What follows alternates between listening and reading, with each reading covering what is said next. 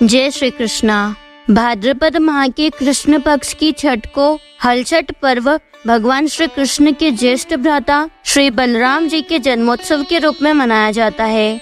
इसी दिन श्री बलराम जी का जन्म हुआ था तथा बलराम जी का शस्त्र हल है, इसीलिए इसे हल छठ कहा जाता है। हल छठ व्रत की कथा के अनुसार प्राचीन काल में एक ग्वालिन थी। उसका प्रसव काल अत्यंत निकट था, यानी उसे बच्चा होने वाला था। एक और वह प्रसव से व्याकुल थी तो दूसरी ओर उसका मन गोरस यानी दूध दही बेचने में लगा हुआ था। उसने सोचा कि यदि बच्चा हो गया तो दूध दही यूं ही पड़ा रह जाएगा। यह सोचकर उसने दूध दही के घड़े सिर पर रखे और बेचने के लिए चल दी, किंतु कुछ दूर पहुंचने पर उसे असहनीय प्रसव पीड़ा हुई। वह एक झरबेरी की झाड़ी की ओट में बैठ गई और एक पुत्र को जन्म दिया। उस ग्वालिन ने बालक को कपड़े में लपेटकर वहीं लिटा दिया और स्वयं मटकियां उठाकर आगे बढ़ गई। उस दिन हल छठ का व्रत था और उस दिन गाय के दूध दही और अन्न को ग्रहण नहीं करते हैं। गाय भैंस के मिश्रित दूध को केवल भैंस का दूध बताकर उसने सीधे साधे गांव वालों को बेच दिया। उधर जिस झरबेरी के नीचे उसने बच्चे को छोड़ा था, उसके समीप ही खेत में एक किसान हल जोत रहा था।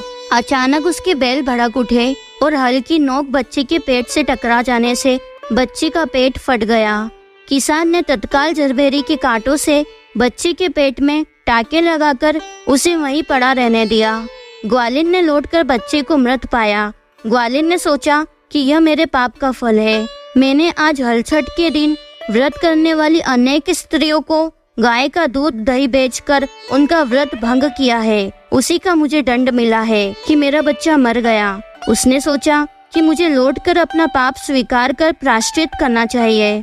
वह लौटकर वहां आई जहाँ उसने दूध दही बेचा था। उसने गली मोहल्ले में घूम घूम कर अपने दूध दही का सारा रहस्य जोर जोर से आवाज लगाकर प्रकट कर दिया। यह सुनकर स्त्रियों ने अपनी धर्म रक्षा के विचार से उसे आशीर्वाद दिया। जब वह वापस उसी खेत में पहुंची तो उसे उसका पुत्र जीवित अवस्था में मिला। उसी दिन से ग्वालिन ने पाप छिपाने के लिए कभी झूठ ना बोलने का प्रण किया। बोले छठ माता की जय।